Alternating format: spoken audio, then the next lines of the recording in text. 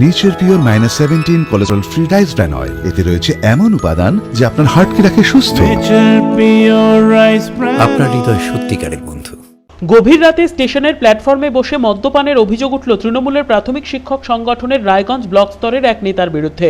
গতকাল রাতেই ঘটনাটি ঘটেছে রায়গঞ্জ রেল স্টেশনে।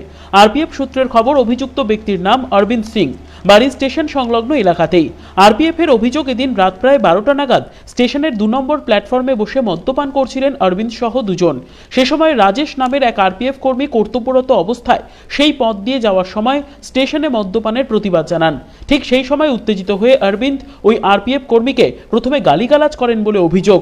পরবর্তীতে তাকে ধাক্কাধাক্কি এবং মারধর করা হয় বলেও অভিযোগ তার। ঘটনার কথা জানাজানি হতেই চাঞ্চল্য ছড়ায় স্টেশন চত্বরে। সেখানে ছুটে যান আরপিএফ এর আধিকারিকরা। শেষমেশ আধিকারিকদের হস্তক্ষেপেই স্বাভাবিক হয় পরিস্থিতি। এ বিষয়ে শুনবো আক্রান্ত ওই আরপিএফ কর্মীর বক্তব্য।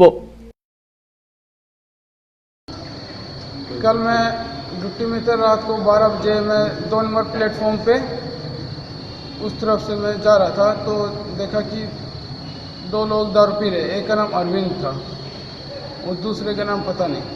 अच्छा, वो दोनों वहाँ दारू पी रहे, मैं और वो थूक रहे वहाँ। तो मैंने बोला है कि यहाँ मत थूको और बाहर चले जाओ, 12 इतने बजे यहाँ क्यों बैठे हो।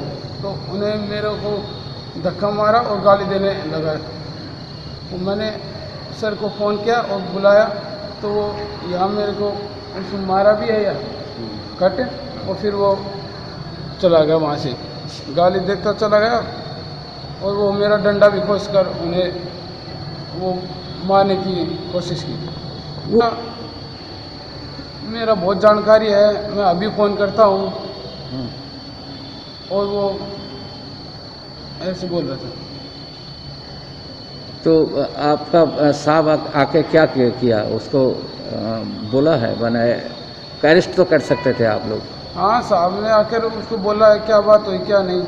फिर सभी लोग खड़े थे, सभी लोग भी बोल रहे थे इन लोगों की गलती है। ঘটনার প্রেক্ষিতে পুলিশে লিখিতভাবে অভিযোগ দায়ের করা হবে বলে জানানো হয়েছে আরপিএফ এর তরফে। যদিও এই ঘটনার পরিপ্রেক্ষিতে অভিযুক্ত অরবিন্দের সাথে যোগাযোগের চেষ্টা করা হলেও তার কোনো বক্তব্য পাওয়া যায়নি। ঘটনার জেরে উদ্বিগ্ন আরপিএফ এর কর্মীরা। পুরো বিষয়টি খতিয়ে দেখছে জিআরপি। হিরক মুখার্জির রিপোর্ট, কুলিক নিউজ, রায়গঞ্জ।